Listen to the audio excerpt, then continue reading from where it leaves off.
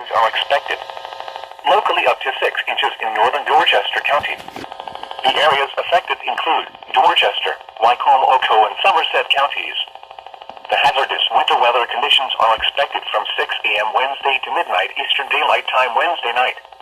Additional details: plan on difficult travel conditions, including during the evening commute on Wednesday. Be prepared for significant reductions in visibility at times. A winter storm warning for snow means severe winter weather conditions will make travel very hazardous or impossible. If you must travel, keep an extra flashlight, food, and water in your vehicle in case of an emergency. For the latest road conditions in Virginia or Maryland, please call 511.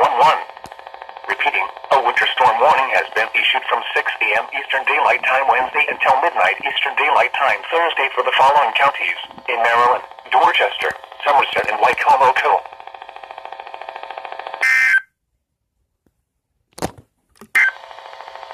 Issued at 3:38